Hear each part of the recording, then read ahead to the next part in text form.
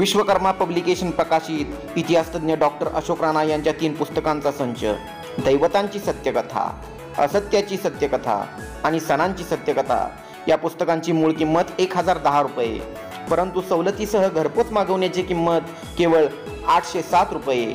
आत्ताच संपर्क करा.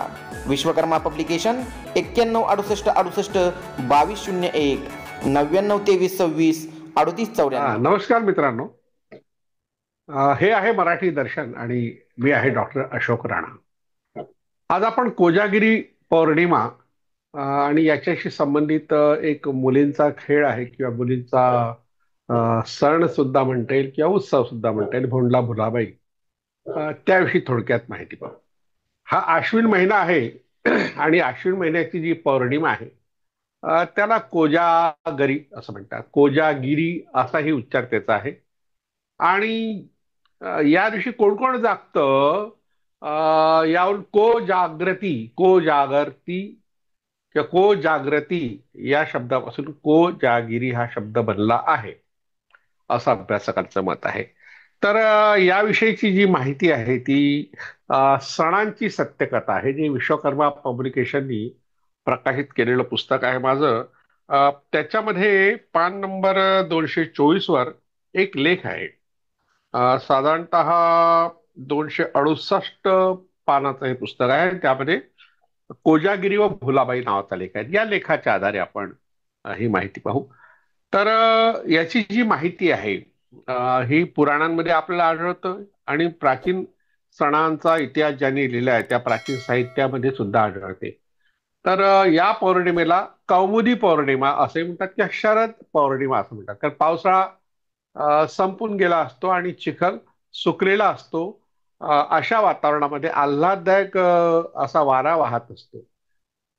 म्हणजे शरद ऋतूचा प्रारंभ झाला असतो. त्याचं स्वागत करण्यासाठी आणि विशेषतः पौर्णिमा असल्यामुळे पूर्ण चंद्र आकाशात असतो, त्याचं बिंब दुधात पडलं की त्या दुधापासून अनेक आजार नाहीसे होतात असा एक समज आहे. वैज्ञानिक दृष्ट्या ते सिद्ध झालेलं नाहीये, पण एक आनंदोत्सव आहे. एवढंच आपण पाहूया. तर त्याबद्दलची जी एक कथा आहे, सनत कुमार संहिता या ग्रंथामध्ये एक व्रत म्हणून त्याबद्दलची माहिती आहे आणि त्याला कोजागर व्रत असं म्हणतात. त्या व्रताचं नाव आहे कोजागर व्रत. तर या व्रतात दिवसा उपवास करून रात्री लक्ष्मी आणि ऐरावतावर आरूढ झालेला इंद्र याची पूजा करावी अशा प्रकारचा संकेत आहे. या पूजेनंतर मग देव आणि पितर, म्हणजे हा पितरांचा पक्ष तर संपला, 15 दिवसापूर्वी संपला, पण अजूनही पितरांची आठवण मात्र कायम आहे. त्यांच्याबद्दलची कृतज्ञता व्यक्त करणारा सुद्धा सण आहे असं यातून दिसतं. तर त्यांना नारळाचं पाणी आणि पोहे द्यावेत असं म्हटलंय या व्रतामध्ये. आणि आप्तेष्ट स्वतःही आपण हे नारळाचं पाणी घ्यावं आणि पोहे सुद्धा खावेत अशा प्रकारची माहिती दिली आहे. हा या व्रताचा विधी आहे. रात्री चंद्र पूजा करायची. चंद्र तर आकाशात आहे. आता चंद्राची पूजा जगभरच होते आणि भाऊबीजेला तर मुली करतातच भाऊ म्हणून. तर अशा तऱ्हेने याही दिवशी चंद्राची पूजा करायची आणि त्याला आटीव दुधाचा नैवेद्य दाखवतात. म्हणजे जे आपण आटवतो रात्री 12 पर्यंत साधारणतः आपल्याकडे अशा प्रकारचं एक वातावरण तयार होतं की लोक म्हणतात की चंद्राचं बिंब त्यात पडलं पाहिजे आणि मग ते आटलेलं दूध त्यालाच अर्पण करायचं आणि उरलेलं आपण खायचं. अर्थात सगळंच आपण खायचं, उरत काहीच नाही. तर असा हा आनंदाचा एक सोहळा आहे. तर या दिवशी द्यूत खेळावा, जुगार खेळावा. जुगाराचा संबंध या सणाशी आहे आणि जुगाराचा संबंध दिवाळीशी आहे. पण दिवाळीबद्दल माहिती पाहताना त्यामागची कारणं कोणती यावर चर्चा करू. तर रात्री मग लक्ष्मी येते आणि कोण जागा आहे, कोण जागा आहे असा प्रश्न विचारते. को जागरती असा प्रश्न विचारते आणि घरोघरी फिरते आणि जो जागा असेल त्याला धनधान्य देऊन समृद्ध करते अशा प्रकारची एक श्रद्धा आहे. तसा एक समज आहे. त्यामुळे लक्ष्मीच्या स्वागतासाठी रात्री रस्ते, घरं, मंदिरं, उद्यानं, घाट इत्यादी ठिकाणी असंख्य दीप लावावेत असं रंगनाथ शास्त्री जोशींनी म्हटलंय. विश्वकोश जो आहे महाराष्ट्र शासनाने मराठी विश्वकोश जो प्रकाशित केला त्याच्या 4थ्या खंडामध्ये पृष्ठ 300 वर ही माहिती दिली आहे. म्हणजे आपण सुद्धा पाहू शकतो. तर ब्रह्मपुराणात याची माहिती जी दिली आहे त्यात आणखी वेगळा विधी आहे, तो विधी आपण पाहायला हरकत नाही.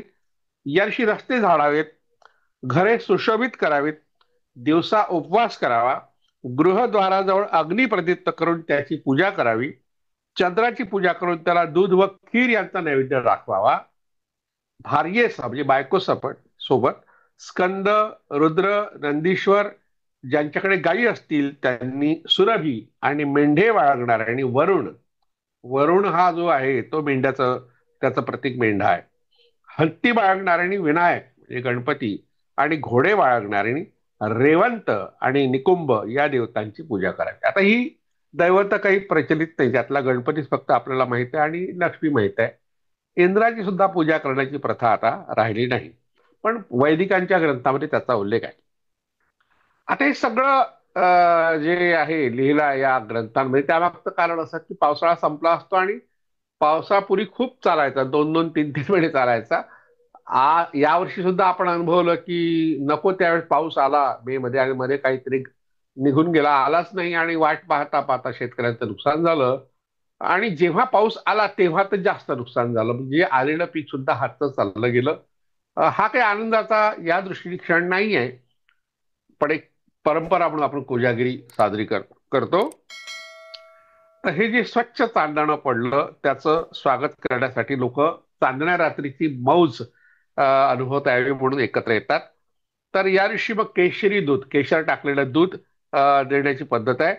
राजस्थानातल्या स्त्रिया ज्या आहेत या दिवशी शुभ्र वस्त्र नेसून चांदीचे दागिने घालतात. चांदी आणि चंद्र याचा संबंध आहे.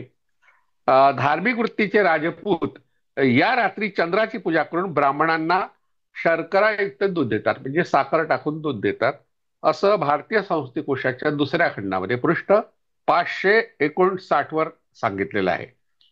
कोजागरीच्या रात्री चंद्राचा प्रकाश अधिकच आल्हाददायक असतो आणि कवी आणि कलावंतांच्या प्रतिभेला त्यामुळे धुमारे फुटतात. तर असा अनुभव अनेकांनी आपल्या कवितेतून व्यक्त केलाय, काही लोकांनी कादंबरीत व्यक्त केलाय. तर कविवरीश सुरेश भट यांची एक कविता आहे, तरुण आहे रात्र अजूनी, गाजलेली कविता आशा भोसलेनी गायली आहे.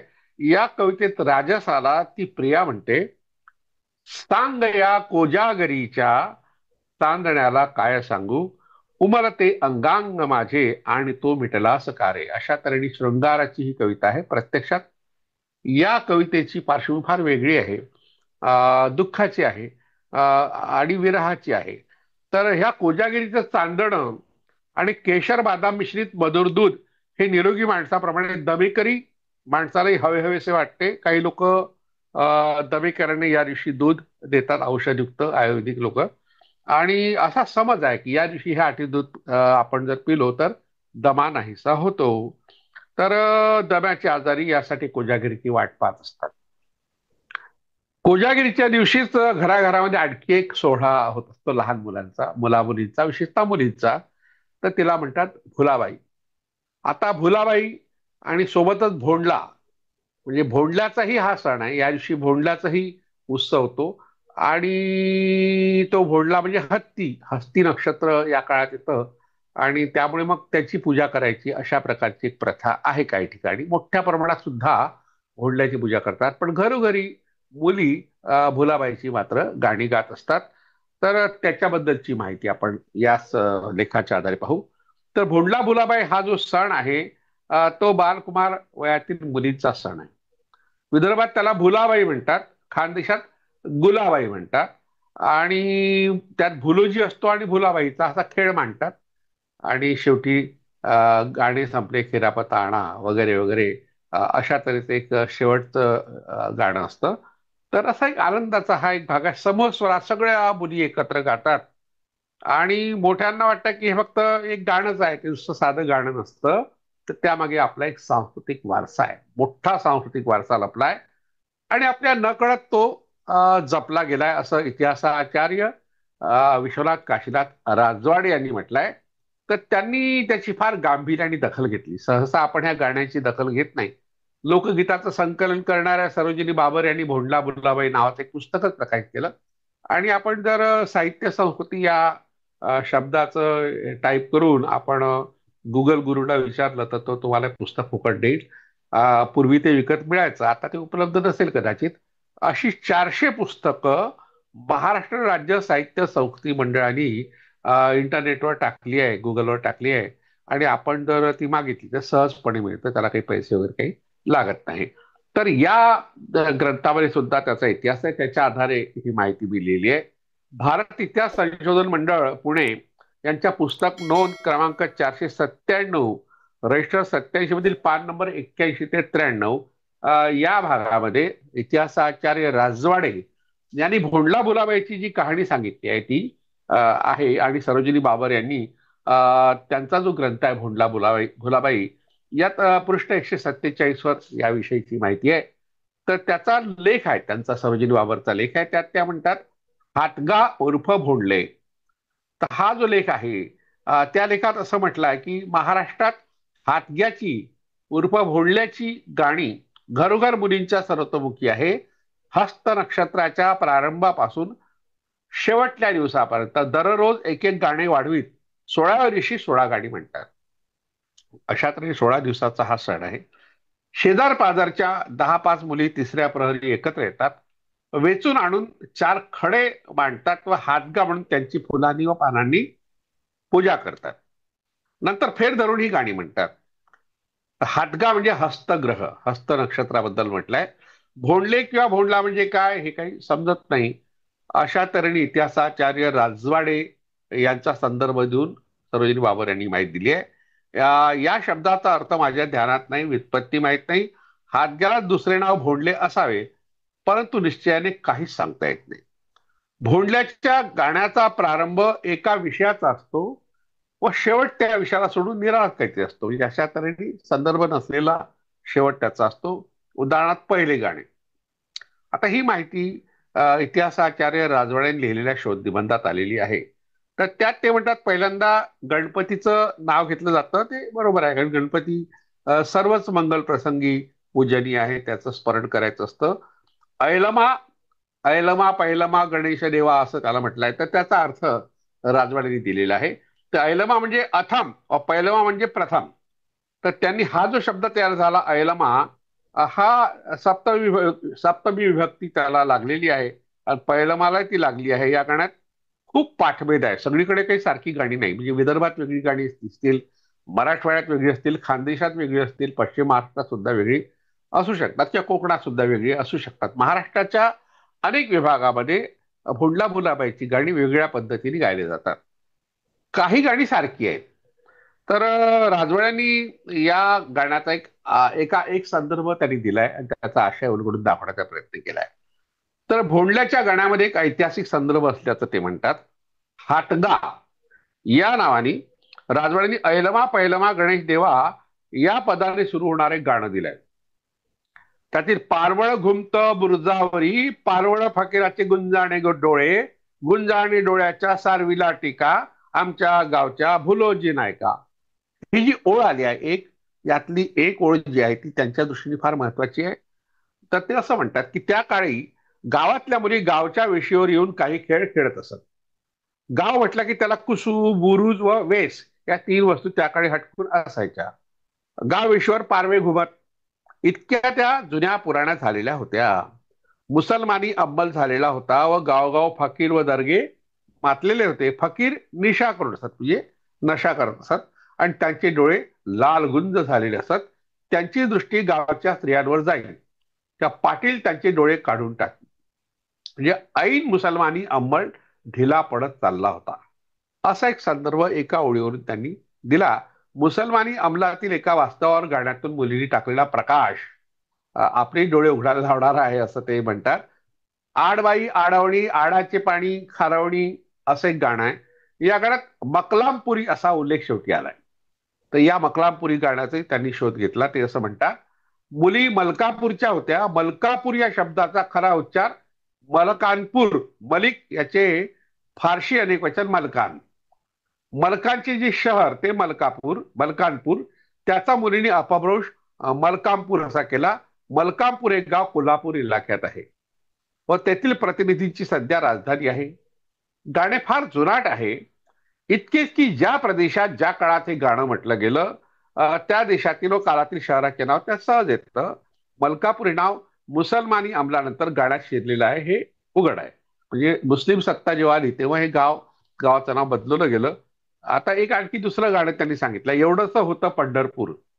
आता पंढरपूर हे अख्ख्या महाराष्ट्राचं तीर्थक्षेत्र आहे. तिथला विठोबा सगळ्यांचं आराध्य दैवत आहे. आता त्याचं महत्व खूप वाढलंय, पण ते जेव्हा लहान होतं, पंढरपूर गाव जेव्हा लहान होतं, त्याबद्दलची एक गोष्ट यात सांगितली आहे. त्या काळाची गोष्ट सांगितली आहे. त्यात राजवाडे म्हणतात हे गाणं देवगिरीच्या यादवांच्या वेळचं किंवा त्याच्याही पूर्वीचं आहे. कारण पंढरपूर एवढंसं गाव होतं असं यात लिहिलंय. यात पंढरपूरच्या माळणीचे आपल्या नवऱ्यावरील प्रेम व कंगण्या देणाऱ्या राजाचा तिटकारा कवीने दाखवलाय. गाणं या ठिकाणी नाही आहे, पण ते इतिहासकार असल्यामुळे इतिहासाचार्यांनी त्यातला इतिहास शोधला. म्हणजे लोकगीतातून इतिहास कसा शोधता येतो, तसं मिथकातून इतिहास शोधता येतो, तसं लोकगीतातून इतिहास शोधता येतो, असा एक दृष्टिकोन इतिहासाचार्य राजवाडे यांनी भोंडला भुलाबाईच्या संदर्भात दिलाय.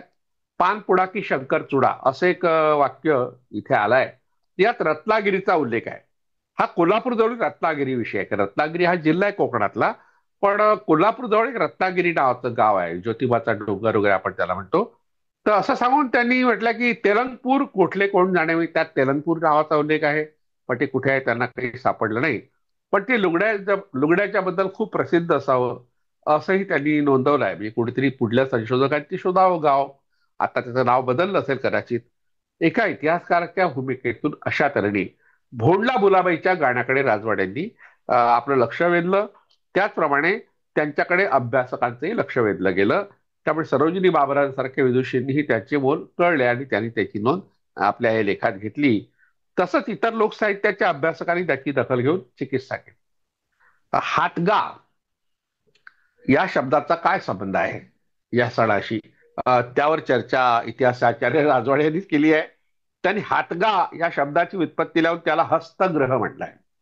पण भोंडले म्हणजे काय याविषयी अनभिज्ञता दाखवली. त्यांनी त्यावर काही भाष्य केलं नाही. पण डॉक्टर मधुकर वाकोडे हे विदर्भातले फार मोठे लोकसाहित्याचे अभ्यासक आहेत. त्यांनी हातगा नावाचा लेख याच भोंडला भुलाबाई या पुस्तकामध्ये पृष्ठ 171 लिहिलाय. त्यात ते असं म्हणतात, हातगा म्हणजे हस्त नक्षत्राची पूजा होय. डॉक्टर सरोजिनी बाबर यांनी त्याला निसर्गाच्या शक्तीची उपासना असं म्हटलंय. आणि ती नक्षत्र पूजा नसून पर्यायाने इंद्रपूजा असावी असं महाराष्ट्र लोकसाहित्यमाला पृष्ठ 5 वर त्यांनी मत दिलंय.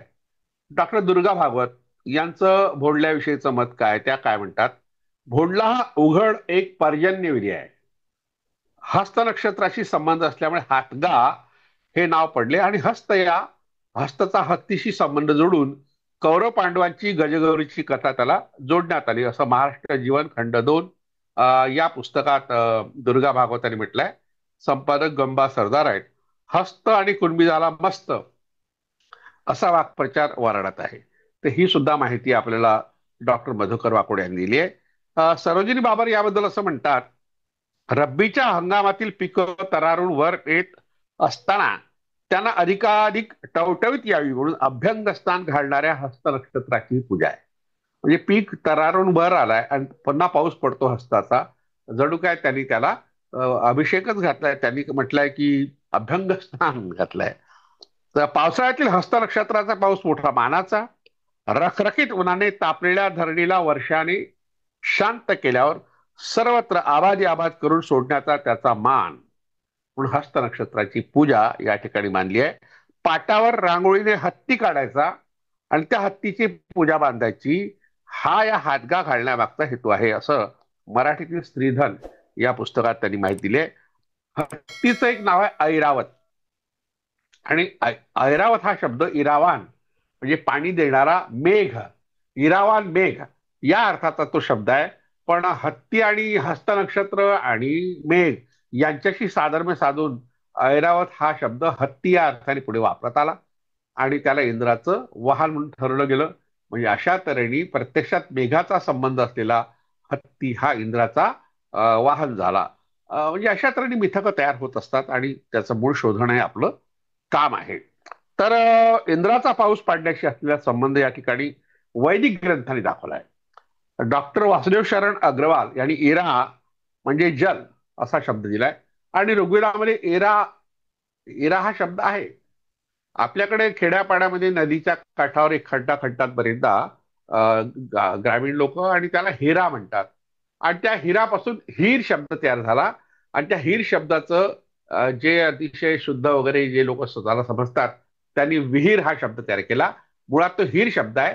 इहीर, इराकत हा शब्द ऋग्वेदात आलाय, पाण्याचा साठा, पाण्याचा स्रोत या अर्थाने. तर अशा तऱ्हेने इरावान हा शब्द मेघासाठी वापरतात. इराचे अक्षय भांडार या जलधीला, जलधी म्हणजे जलाचा साठा, त्याला इरावान म्हणतात असं वासुदेव शरण अग्रवाल यांनी म्हटलंय.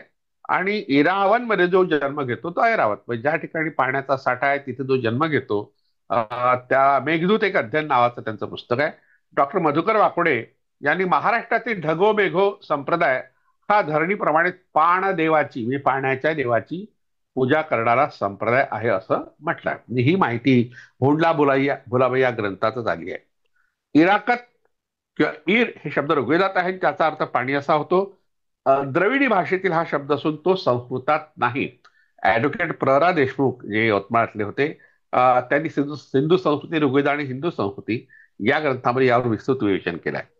चंद्रपूरला इरई नावाची नदी आहे. आता अजूनही हे नाव कायम आहे, याचा अर्थ लोकांच्या मनामध्ये ते आहे, अजून ते काही बदललेलं नाहीये. हे गोंडी भाषेतील नाव आहे. खेड्यांमध्ये नदी खाली खड्डा खड्डा काढून त्यात पाझरत आलेल्या पाण्याला हिरा म्हणतात. आणि आपण याबद्दल माहिती पाहिली, विहीर शब्द त्यापासून तयार झाला. तर अशा तऱ्हेने हातगा या सणाचा संबंध ऐरावत, इरावात, इराकत, हीर, इहीर म्हणजे पाण्याची आहे. आणि हातग्याची पूजा म्हणजे मेघाची पूजा, प्रतिकात्मक पूजा होय. मेघांच्या गर्जनेतून पृथ्वीवर जलवर्षण होते आणि त्याचमुळे तिची सर्जनशीलता पूजा विषय बनते. मेघाला हत्ती कल्पून मराठी संवेदनशील स्त्री मनाने त्याची पूजा बांधली. एका अर्थाने ती पुरुषत्वाचीही पूजा आहे असं या ठिकाणी डॉक्टर वाकोडे यांनी म्हटलंय. आता भोंडला म्हणजे काय, जो प्रश्न यांना पडला होता इतिहासाचार्य राजवाडेंना, त्याचं उत्तर शोधण्याचा प्रयत्न काही लोकांनी केलाय. तर त्यात एक अनंत बाबाजी देवधर यांनी भोंडला भोंडला हातग्या असा एक लेख लिहिलाय. आणि त्यात ते म्हणतात, हा खेळ आश्विन महिन्यात हस्त नक्षत्रात मुली खेळत असतात. हस्त नक्षत्रात ज्या दिवशी आरंभ होतो त्या दिवसापासून हा खेळ खेळण्यास सुरुवात करतात. त्या दिवसापासून हस्त नक्षत्र संपेपर्यंत हा खेळ चालून या नक्षत्राचे शेवटच्या दिवशी समाप्ती करतात.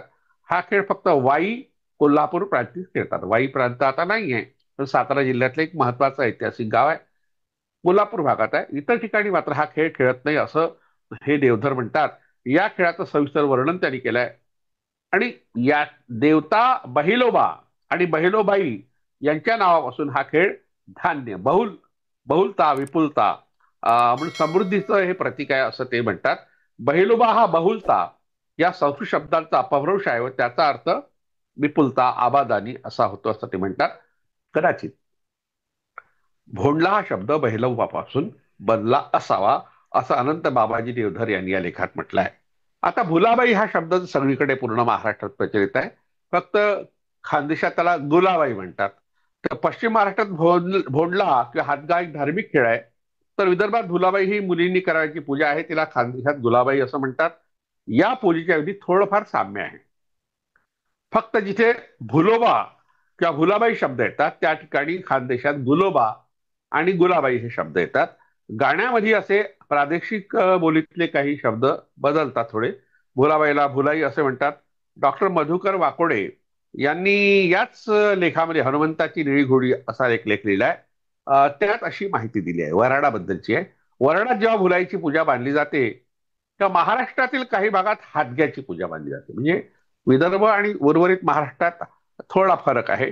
हातग्याच्या प्रेरणा मुळात कृषी परंपरेत आहे, तर भुलाबाईच्या सर्जनात, नवनिर्मितीमध्ये. हातगा वर्णनशील आहे तर भुलाबाई सर्जनशील आहे. मखरातील भुलजा भुलाबी, भुलजा हाही शब्द वराडात आहे आणि भुलाई सुद्धा आहे. भुलाबाई म्हणजे पार्वती. या ठिकाणी पार्वतीला भुलाबाई म्हटलंय.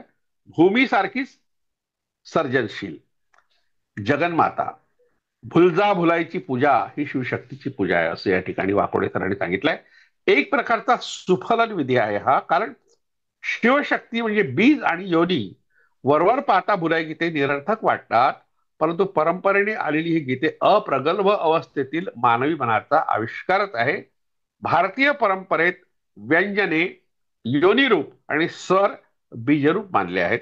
भुलाई गीताचं सांस्कृतिक महत्व सांगताना डॉक्टर वाकोडे असं म्हणतात, भुलाई गीतांनी केवढा तरी मोठा सांस्कृतिक ठेवा जतन करून ठेवला आहे. याची कल्पना आल्यावर मन थक्कवून जातं आणि या सांस्कृतिक रक्षणाचं श्रेय ज्या पोर सौदा मुलींकडे दिलं जातं, द्यावं लागतं, त्या मुलींविषयी आदराची भावना नकळतच आपल्या मनात निर्माण होते. कविवर्य मर्ढेकरांच्या शब्दात भावना व्यक्त करावीशी झाल्यास, पोर सौदा होतीस काल परवा पावेतो, थांब उद्याचे माऊली तीर्थ पायाचे खेळतो. महाराष्ट्रातील विविध प्रदेशातून हा वारसा जपण्याचं मोलाचं कार्य न कळतपणे बालिका कुमारिका करत असतात. आता आपण खानदेशात जो गुलाबाईचा किंवा गुलोबाचा सण होतो त्याच्याबद्दल माहिती पाहू. तर जळगाव जिल्ह्यातल्या ग्रामीण परिसरात, विशेषतः रावेर तालुक्यात तिला बुलाबाई म्हणतात. म्हणजे इतर ठिकाणी गुलाबाई, या ठिकाणी बुलाबाई म्हणतात. सयाजी निंबाजी पगार हे फार मोठे अभ्यासक आहेत. आता ते मालेगावला राहतात. त्यांनी गुलाबाईविषयी खानदेशातील ग्रामदैवते आणि लोकगीते या त्यांच्या पुस्तकामध्ये पृष्ठ 22 वर माहिती दिली आहे. ते असं म्हणतात, गुलाबाई हे कुवार मुलींची देवता आहे. भाद्रपद पौर्णिमेच्या दिवशी मुली मोठ्या उत्साहाने गुलाबाई गुलूजीची चित्रे व मातीच्या मूर्ती बाजारातून आणतात. त्यापूर्वी या मुली घरातील कोनाडा, गोखला त्याला म्हणतात, पांढऱ्या मातीने पोतारून म्हणजे सारवणे, खानदेशी शब्द आहे पोतारून, आणि पोतारून टाकतात आणि कोनाड्याभोवती नक्षीकाम आणि चित्र काढतात. कोनाड्यात एक पाट ठेवून त्यावर एक कापड ठेवतात, पाटावर गहू तांदूळ टाकतात, लोटीत पाणी भरून 5 नागींची, नागवेलीची पानं ठेवतात आणि त्यावर कळसाचं नारळ ठेवतात. कळसाच्या शेजारी 2 नागींची पाने ठेवतात व एका पानावर सुपारी तर दुसऱ्या पानावर तांदूळ ठेवून तांदळावर 10-20 पैसे ठेवतात. ही खानदेशातल्या गुलाबाईची जी आहे विधी आहे, तो पूजा विधी. या कळसाची, जो कळस त्यांनी निर्माण केला, म्हणजे कलशही म्हणतात त्याला, आणि सुपारीची प्रथम पूजा, नंतर गुलाबाईची पूजा करण्याची प्रथा आहे. पूजेच्या वेळी मूर्तींना, ज्या मूर्त्या असतात त्यांना भावल्या म्हणतात. बाहुल्या या शब्दापासून भावल्या हा बोलीभाषेतला शब्द आहे. त्यांना पिवळी फडकी नेसावायची हा कुळाचार पाळला जातो. ज्वारीच्या 5 ताटांची धांडे खोपडी करतात मंडप, आणि आजूबाजूला रांगोळ्या काढल्या जातात.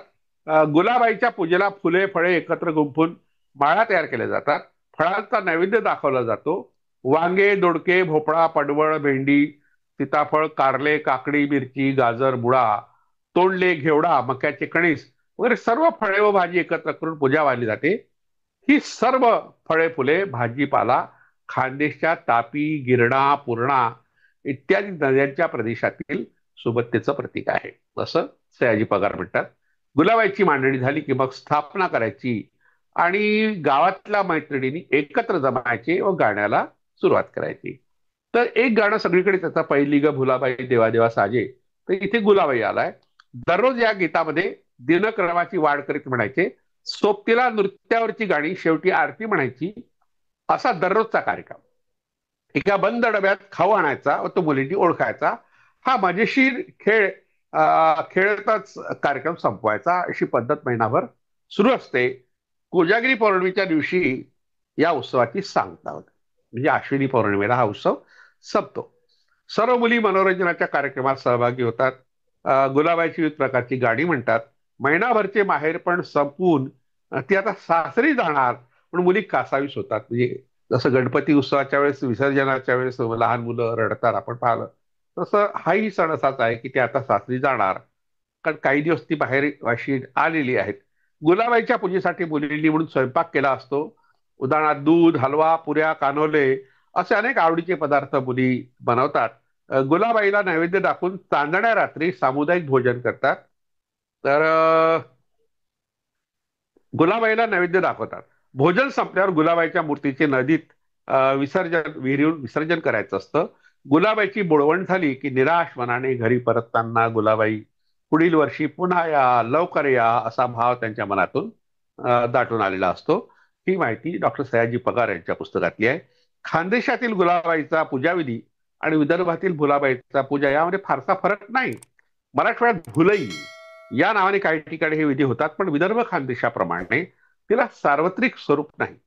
डॉक्टर प्रभाकर मांडे जे लोकसाहित्याचे फार मोठे संशोधक होते, त्यांनी आपल्या लोकसाहित्याचे अंतःप्रवाह या शोध ग्रंथात म्हटलंय की ही भावी संसाराची पूर्वतयारी आहे. स्त्रियांचं भावविश्व अतिशय सूक्ष्म रीतीने चितारणाऱ्या या भुलाबाईच्या गण्यातून एक प्रकारचा संस्कार नकळतपणे दिला जातो. आपल्या भावी आयुष्यात येणाऱ्या अडचणींची तोंड ओळख, त्यांचा सामना करण्याची हिंमत देणारी गीतं म्हणजे कुवार वयातील मुलींची येणाऱ्या संकटांना तोंड देण्याची पूर्वतयारी आहे, असं डॉक्टर मांडे असं म्हणतात. मुली बालवयातच भातुकलीचा खेळ खेळू लागतात. मुलांचे खेळ त्यांचे स्नायू बळकट करणारे म्हणून मैदानी स्वरूपाचे असतात, तर मुलींचे खेळ त्यांच्यातील सुप्त स्त्री सुलभ भावनांना फुलवणारे असतात. त्यांच्या तरल संवेदना खेळकर रीतीने यातून व्यक्त होतात. यात नातेसंबंध जे आहेत, म्हणजे मुली सासरी जातात तेव्हा सासूशी तिचं काय नातं होतं, जो काही संघर्ष होतो आणि समन्वय होतो, ही नातेसंबंधाची वेळ पूर्ण कुटुंब तिला सांभाळायचं असतं, तर ती या गाण्यातून व्यक्त होते. कुटुंबात स्त्री अनेक नात्यांनी वावरत असते. एका पुरुषाची पत्नी म्हणून ती जेव्हा कुटुंबात प्रवेश करते तेव्हा ती सासूची सून असते, नणंदीराची भावजे असते. अनेक नात्यांनी ती जुळते सगळ्यांशी. तिच्या आयुष्याची कृतार्थता मातेच्या नात्याने होते. ती आई झाल्यावर मग तिला खऱ्या अर्थाने जगल्याचा आनंद मिळतो. पण त्याने तिला अनेक दिव्यांना सामोरं जावं लागतं, अनेक संकट तिला येतात. त्यांचा पूर्वपरिचय नसलेली स्त्री अचानक आलेल्या आपत्तीने कोलमडू शकते. पुरुषांपेक्षा स्त्रिया अधिक सहनशील आणि भावनिकदृष्ट्या बळकट असतात. म्हणूनच पतीच्या निधनानंतरही त्या मुला नातवांविषयीच्या आपल्या जबाबदाऱ्या पार पाडण्याकरता जिवंत राहतात. पुरुष मात्र पत्नीच्या विरहाने लवकरच आपली जीवनयात्रा संपवतो, कारण येणाऱ्या कौटुंबिक संकटात तग धरण्याइतपत त्याची भावनिक तयारी झालेली नसते. म्हणजे मुलींची ती तयारी होती भावनिक, ही अशा लहान सहान सणांनी होत असते. पण पुरुषांचे असे काही सण नसल्यामुळे ते लवकर कोलमडतात. तर बालवयात त्यांच्या भावनांना वाट करून देण्यासाठी आवश्यक असलेले भुलाबाईसारखे खेळ त्यांच्यासाठी नसतात.